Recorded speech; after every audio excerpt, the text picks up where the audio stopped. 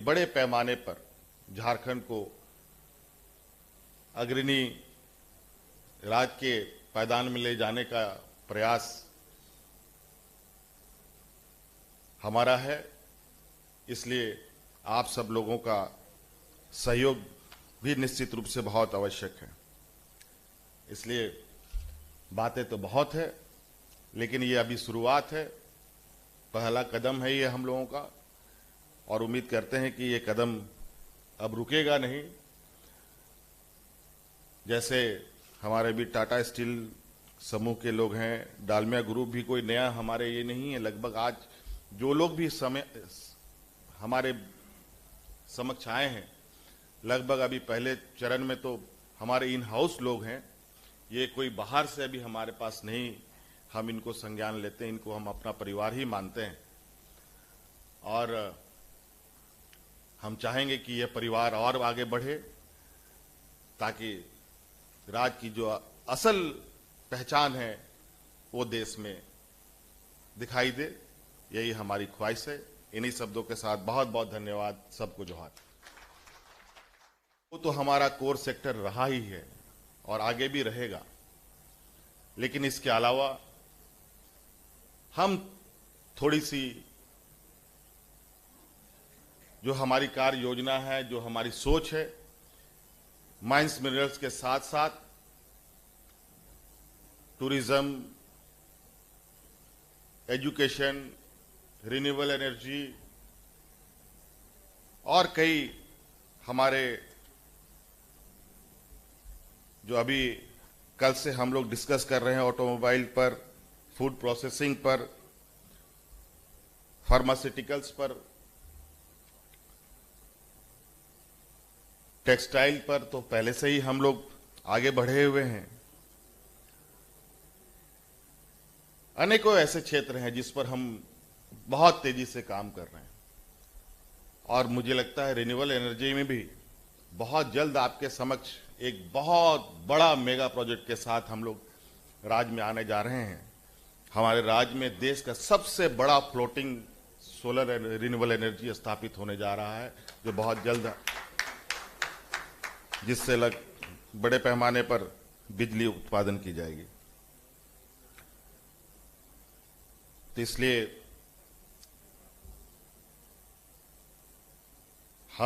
हमारी सरकार पूरी तरीके से राज्य में रोजगार सृजन करने के लिए, उद्योग का जो मार्ग प्रशस्त करने जा रही है, उसमें आपका सहयोग के साथ आगे बढ़ना चाहती है। आपका सहयोग लेकर और वहां के संसाधनों का हम सदुपयोग करते हुए एक बड़े पैमाने पर झारखंड को अग्रणी राज्य के पायदान में ले जाने का प्रयास हमारा है। इसलिए आप सब लोगों का सहयोग भी निश्चित रूप से बहुत आवश्यक है।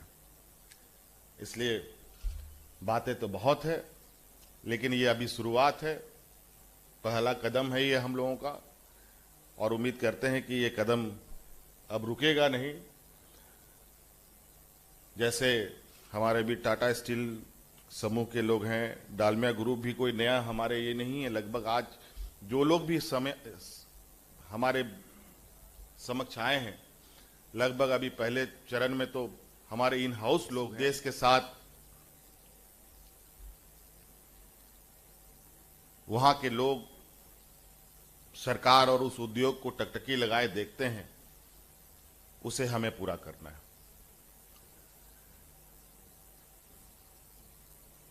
आज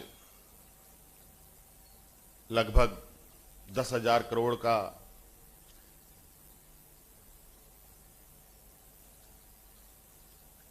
एमयू की बात है। लगभग 20,000